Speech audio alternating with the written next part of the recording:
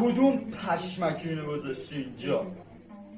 خودت که میدونی پدر، من اصلا دم یخچال سال یه بار بشه برم.